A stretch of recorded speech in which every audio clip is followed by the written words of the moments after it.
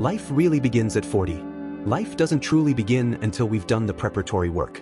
Carl Jung, one of the most influential psychologists of the 20th century, believed that the first decades of our life are not the main story but merely preparation. Life really begins at 40, he said. Until then, you're just doing research. It's a bold statement, one that challenges how many people view aging. We are taught to fear it, to see middle age as a period of decline, chaos, or crisis.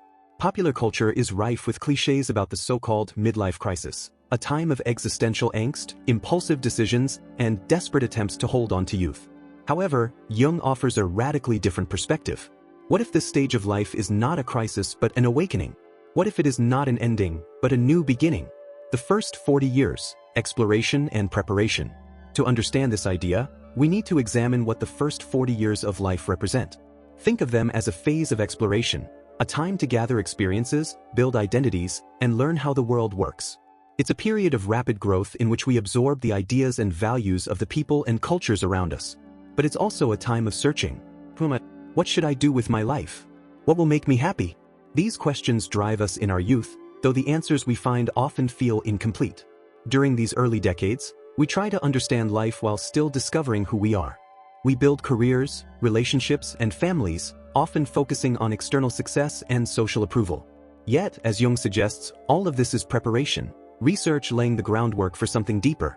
The shift at 40, the process of individuation. As we approach 40, we begin to feel that the old ways of living no longer satisfy us. The priorities that once seemed urgent, climbing the career ladder, fitting in, meeting expectations, start to lose their pull. We realize that much of what we've done has been shaped by others' definitions of success and happiness. This realization, though unsettling, is also liberating. It marks the start of a new phase, which Jung called individuation, the process of becoming whole and living life on our own terms.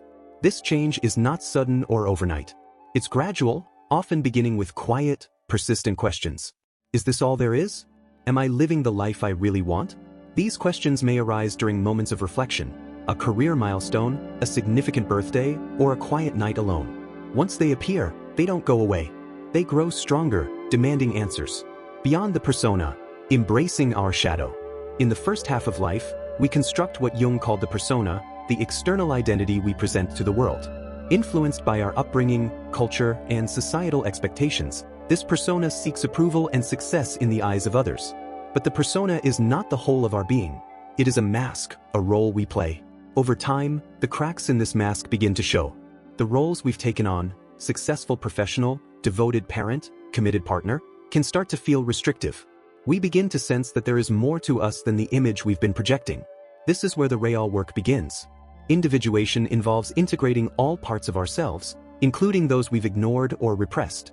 Jung referred to these hidden aspects as the shadow, which contains our fears, insecurities, and unacknowledged desires. Facing the shadow can be uncomfortable and even painful, but it is essential for growth.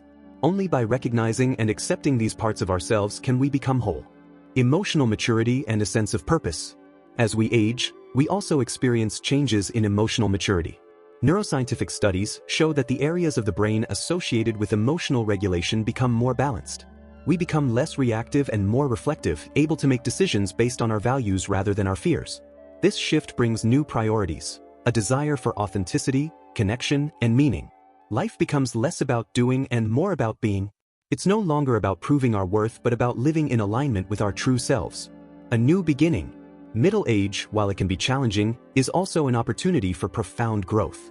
As Jung observed, fully accepting ourselves, including our light and shadow, is both frightening and deeply liberating. It's not a time to despair over what we've lost but to celebrate what we've gained: wisdom, clarity, and resilience. It's a moment to stop searching and start living.